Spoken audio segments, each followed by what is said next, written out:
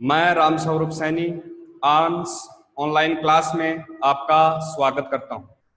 विद्यार्थियों, आज मैं जो चैप्टर आपका विज्ञापन है उससे संबंधित चर्चा करूंगा।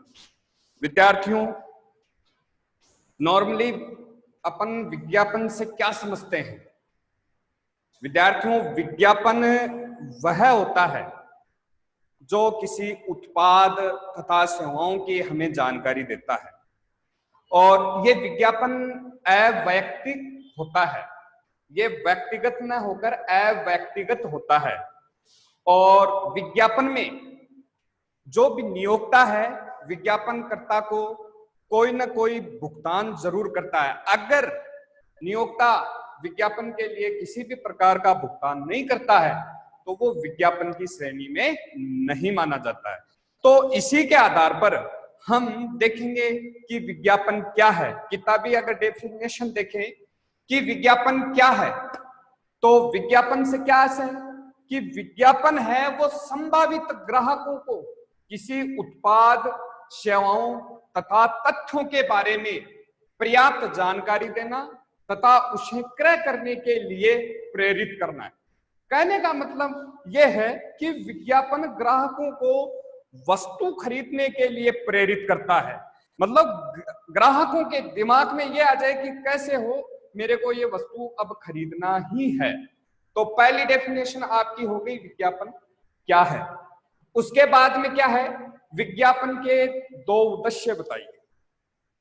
विद्यार्थियों, एक व्यापारी द्वारा या निर्माता द्वारा विज्ञापन क्यों किया जाता है, विज्ञापन करने का उद्देश्य क्या होता है?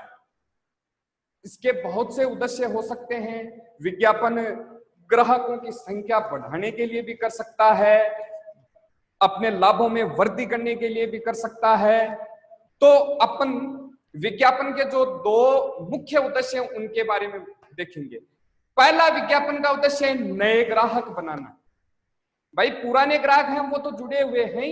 विज्ञापन का एक दूसरा उद्देश्य क्या होता है, जो पुराने ग्राहक हैं उनको तो बनाए रखना और नए ग्राहक व्यापार से जोड़ना। उसके बाद में दूसरा है मध्यस्थों को आकर्षित करना। विज्ञापन का दूसरा उद्देश्य है जितने भी ग्राहक और व्यापारी के बीच में जो मध्यस्थ हैं उनको वस्तुएं खरीदने के लिए क्या करना, प्रेरित करना है। उसके बाद में आपका आता है विज्ञापन के कोई दो लाभ बताइए। विज्ञापन के लाभ में है कि विज्ञापन कम खर्चों पर संदेशों को अधिक से अधिक लोगों तक पहुंचाया जा सके। विज्ञापन का सबसे बड़ा लाभ यह है कि टीवी के माध्यम से देख लो, चाहे सिनेमा के माध्यम से देख लो, चाहे समाचार पत्रों के माध्यम से देख लो, ये मतलब अधिक से अधिक लोगों तक पहुंचाया जाता है। उसके बाद में दूसरा आपका लाभ है विक्रय में वृद्धि के लिए महत्वपूर्ण है। भाई विज्ञापन क्यों किया जाता है? विज्ञापन किया ही इसलिए जाता है कि ज्यादा से ज्यादा विक्रय में वृद्धि हो। उसके बाद में आपका आता है विज्ञापन के प्रमुख माध्यम कौन कौन से हैं। विद्यार्थियों, विज्ञापन के वर्तमान समय में बहुत से माध्यम हैं। उनमें से जो प्रमुख माध्यम हैं उनके बारे में हम चर्चा करेंगे। पहला है बाह्य विज्ञापन। ये बाह्य विज्ञापन कौन से होते हैं? विद्यार्थियों, जब हम घर से बाहर निकलते हैं हमें दीवार पर किसी भी वस्तुओं का विज्ञापन दिखाई देता है। हम अगर मार्केट में जाते हैं तो परिवहन के साधनों पर पीछे जो पोस्टर हैं या किसी से लिखे हुए जो भी चीज हमें दिखाई देता है वो क्या होता है, बाह्य विज्ञापन होता है। उसके बाद में समाचार पत्रीय विज्ञापन। हम दैनिक समाचार पत्र में विभिन्न प्रकार के विज्ञापन देखते हैं। ये समाचार पत्रीय विज्ञापन भी दो प्रकार के होते हैं। पहला वर्गीकृत विज्ञापन और दूसरा होता है अवर्गीकृत विज्ञापन। ये जो वर्गीकृत विज्ञापन होता है समाचार पत्रों में एक इनका निश्चित स्थान होता है। तो तो वो होता है वर्गीकृत विज्ञापन है। अब दूसरा है अवर्गीकृत विज्ञापन। कौन से होते हैं? अवर्गीकृत विज्ञापन वे विज्ञापन होते हैं जिनका समाचार पत्रों में कोई निश्चित स्थान नहीं होता है। इन विज्ञापनों को मुख्य पृष्ठ पर भी दिया जा सकता है, मध्य में भी दिया जा सकता है और लास्ट वाले पृष्ठ पर भी दिया जा सकता है। इस तरीके से समाचार पत्रीय ये विज्ञापन ये हो गया। उसके बाद में आता है पत्रिका विज्ञापन। ये समाचार पत्र की तुलना में पत्रिका विज्ञापन ज्यादा आकर्षक होता है। ये पत्रिका विज्ञापन जो साप्ताहिक भी हो सकता है, पाक्षिक भी हो सकता है, मासिक भी हो सकता है, द्विमासिक भी हो सकता है, वार्षिक विशेषांक भी हो सकता है। इनमें जो विज्ञापन दिया जाता है वो पत्रिका विज्ञापन कहलाता है। उसके बाद में आता है सैंडविच मैन विज्ञापन। अब ये सैंडविच मैन विज्ञापन क्या होता है? इसका एक बड़ा क्वेश्चन भी बन सकता है। अगर आप इसको समझोगे तो बड़े क्वेश्चन को भी आप आसानी से कर सकते हो।